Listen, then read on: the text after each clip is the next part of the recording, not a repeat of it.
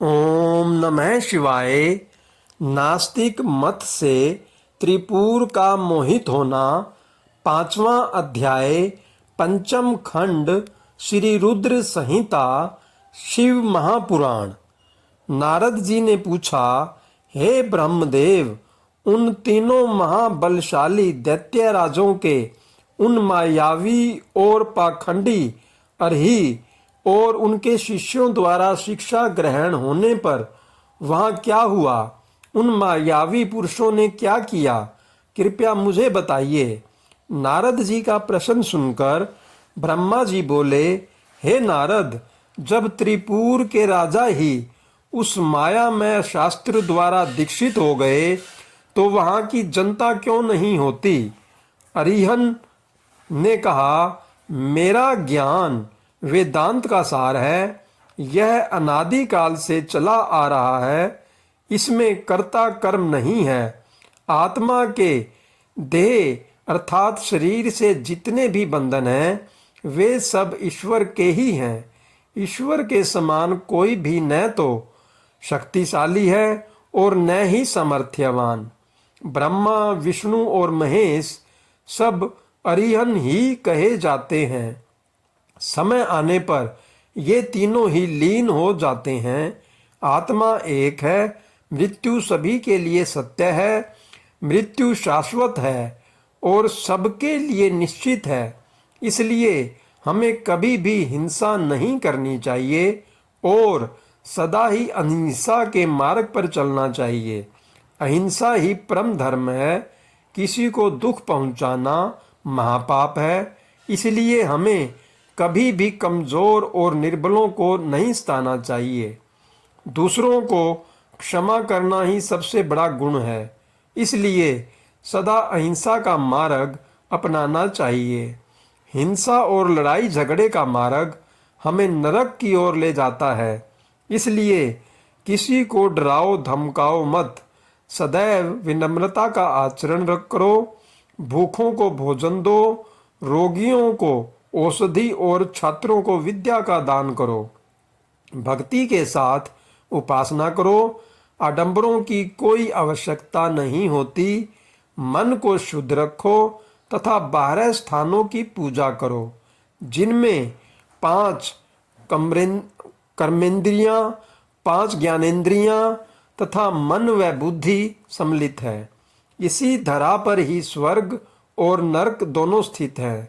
अतः अनावश्यक रूप से उनकी कामना मन में लेकर अपनों को कष्ट देना पूर्णतः गलत है।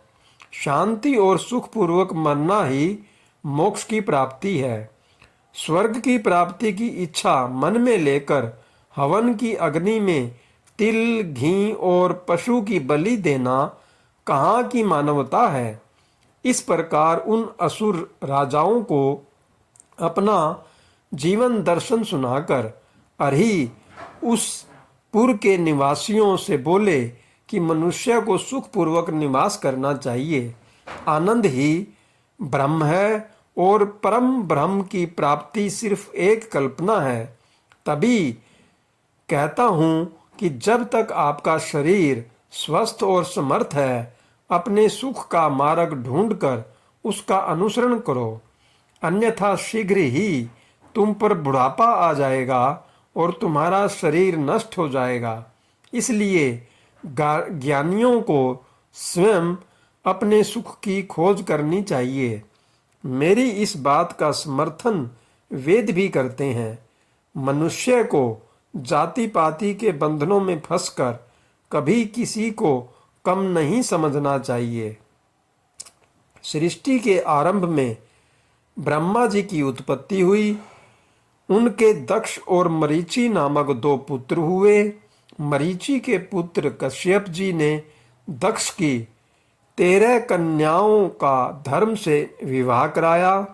फिर प्रजापति के मुख, बाहु, उरु, जंघा और चरण से वर्ण उत्पन्न हुए ऐसा कहा जाता है, परंतु ये सभी बातें गलत जान पड़ती हैं, क्योंकि एक ही शरीर से जन्म लेने वाले सभी पुत्र भिन्न भिन्न रूप वाले कैसे हो सकते हैं, इसलिए वर्ण भेद को अनुचित मानना चाहिए।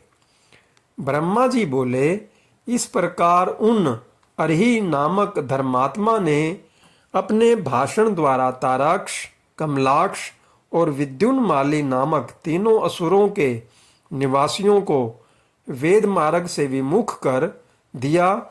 साथ ही उन्होंने पतिव्रता स्त्रियों के पतिव्रता धर्म और पुरुषों के जितेंद्रिय धर्म को अस्वीकार कर दिया। उन्होंने धर्म, यज्ञ, तीर्थ, श्रद्धा और धर्म शास्त्रों का भी खंडन किया। विशेष रूप से उन्होंने भगवान शिव की पूजा न करने के लिए सभी को प्रोत्साहित किया और सब देवताओं के पूजन और आराधना को व्यर्थ बताया।